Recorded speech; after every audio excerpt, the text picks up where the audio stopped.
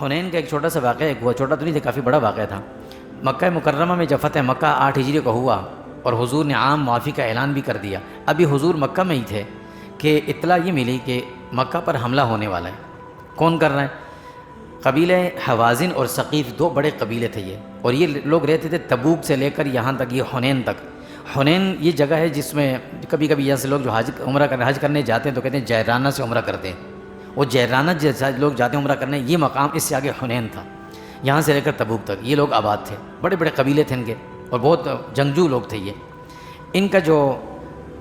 سردار تھا، ان قبیلوں کا ان کا جو بڑا تھا، اس کا نام بھی تاریخ اس میں لکھا مالک بن عوف اس کا نام تھا۔ اس نے تمام قبائل کے لوگوں کو جمع کیا اور سب سے یہ کہا کہ دیکھو مسلمان مکہ پر قابض ہو گئے ہیں، اس سے پہلے کہ وہ ہماری طرف آئیں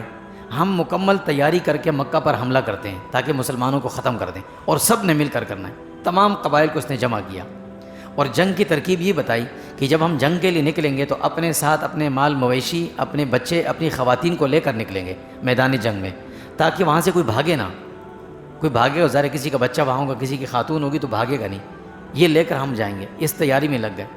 حضور صلی اللہ علیہ وسلم کو مکہ میں اطلاع ملی، ابھی حضور فتح مکہ سے فارغ ہوئے تھے، 1-2 دن ہوئے تھے حضور کے ساتھ، کیونکہ تقریباً 12,000 صحابہ گئے تھے مدینہ سے فتح مکہ کے موقع پر۔ حضور نے صحابہ سے فرمایا فوراً تیاری کرو۔ 2,000 وہاں کے جو نئے مسلمان تھے وہ بھی تیار ہوئے، 14,000 کا لشکر تیار کر کے حضور نے حنین کی طرف روانگی شروع کروائی۔ حضور خود بھی گئے۔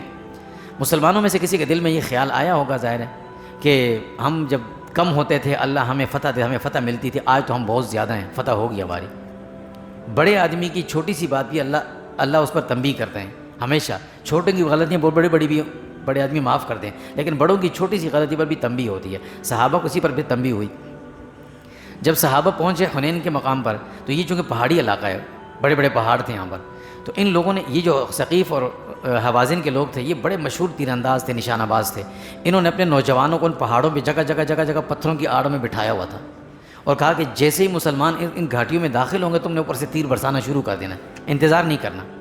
صبح سویرے کا وقت تھا، جب مسلمان ان علاقوں میں جانے لگے جیسے ہی اچانک دونوں طرف سے حملہ ہو گیا، اور اتنا شدید قسم کا حملہ ہوا، ظاہر مسلمانوں کا علم بھی نہیں تھا، بھی ان کا تو وجود سمجھے کہ ابھی آگے جائیں گے، جنگ کا میدان آگے، تو اچانک اس حملے سے حواس باختہ ہو کر صحابہ ادھر ادھر بھاگے، کوئی ادھر نکل گئے۔ حضور صلی اللہ علیہ وسلم اپنی اونٹنی پر یا گھوڑے پر، جس پر بھی غالباً اونٹنی پر تھے، سوار تھے۔ آپ کے ساتھ حضرت عباس اور ابو سفیان 2 صحابہ رہ گئے۔ ابو سفیان بھی ساتھ کھڑے ہوئے، فتح مکہ کے موقع پر مسلمان ہوئے تھے، وہ ساتھ تھے، اور حضرت عباس رضی اللہ بھی ساتھ۔ حضور نے دیکھا کہ اچانک حملے میں صحابہ ادھر ادھر بھاگ، یہ وہ جو صحابہ سے کے دل میں جو خیال آیا تھا اس پر اللہ کی طرف سے تنبیہ تھی ایک۔ حضور نے حضرت عباس سے کہا کہ ان لوگوں کو آواز دو، یہ کہاں بھاگے، کیا ہوا ہے؟ حضرت عباس نے زور سے آواز دی، بھائی جمع ہو جاؤ، تم کدھر ادھر نکل گئے۔ چنانچہ صحابہ واپس آنا شروع ہوئے۔ حضور صلی اللہ علیہ وسلم نے اپنی سواری کو ذرا تیز کیا، آگے بڑھنے لگے اور زور زور سے یہ شعر پڑھنے لگے، انا النبی لا کذب انا ابن عبد المطلب، میں نبی ہوں، میں کوئی جھوٹا نہیں ہوں، اور تم مجھے جانتے ہو میں عبد المطلب کا بیٹا ہوں۔ عبد المطلب کون تھے؟ جن کے ہاتھوں ابرہہ بھی تباہ ہوا تھا، ان کے ہاتھوں تو نہیں لیکن اس وقت تباہ ہوا تھا تو مشہور ہو گئے تھے وہ، تو میں ان کا بیٹا ہوں، میں بھاگوں گا نہیں۔ حضور آگے بڑھنے لگے، صحابہ بھی فوراً جمع ہوئے، جنگ ہوئی دوبارہ، اللہ نے مسلمانوں کو فتح دی، یہ لوگ بھاگ گئے، کچھ مارے گئے، کچھ گرفتار ہوئے، کچھ قیدی بنے، مال غنیمت سارا کا سارا مسلمانوں کو مل گیا، وہ سب کچھ لے کر آئے تھے۔ کچھ یہاں سے بھاگے اور سیدھا طائف چلے گئے، تبوک سے سیدھا یہ راستہ طائف کی طرف، یہ سے حنین سے راستہ طائف کی طرف نکلتا ہے، طائف چلے گئے۔ طائف میں چونکہ اس زمانے میں بڑے بڑے قلعے تھے، طائف بھی کافی اونچائی پر ہے، اس میں بڑے بڑے قلعے بنے ہوئے تھے، یہ لوگ ان قلعوں میں جا کر چھپ گئے۔ اچھا، انہوں نے پہلے سے تیاری کی بھی تھی، طائف کے قلعوں میں اپنے لیے راشن اور اسلحہ بھی جمع کیا تھا کہ اگر خدا نخواستہ شکست ہوئی تو ہم بھاگ کے یہاں آ جائیں گے۔ یہ وہاں چلے گئے، قلعوں کے دروازے بند کر لیے، اس زمانے میں قلعوں کی بڑی بڑی دیواریں ہوتی تھیں، انہیں پھلانگنا آسان نہیں ہوتا تھا۔ حضور صلی اللہ علیہ وسلم نے کچھ صحابہ کو وہیں بٹھایا، قیدیوں کے پاس، مال غنیمت کے پاس، اور کچھ صحابہ کو لے کر ان کے پیچھے گئے طائف کے قلعوں کا محاصرہ کیا، 15 سے 20 دن وہاں رہے، کبھی اندر سے وہ تیر مارتے، کبھی باہر سے صحابہ تیر اندازی کرتے، وہ تیر چلاتے، لیکن کوئی فائدہ نہیں ہوا، دیوار کو پھلانگ نہیں سکے۔ 20 دن کے بعد حضور نے وہاں سے واپسی کا ارادہ فرمایا، تو کسی نے کہا یا رسول ان کو بد دعا دے دیں، ہم چلتے ہیں۔ آپ نے فرمایا نہیں، اللہ ان کو ہدایت دے دے، تو یہ کہہ کر واپس آ گئے۔ واپس آپ حنین کے مقام پہ پہنچے،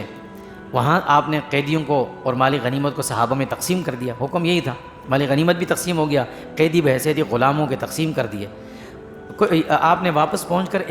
دو دن انتظار بھی کیا تھا، 2 دن۔ حضور کی عادت تھی کہ جنگ ختم ہونے کے بعد اس جگہ 2 دن 3 دن رکتے تھے، رکے، اس کے بعد مال غنیمت تقسیم کیا اور صحابہ میں اعلان فرمایا کہ بھئی اب ہم عمرہ کریں گے پھر مدینہ جائیں گے، چونکہ طائف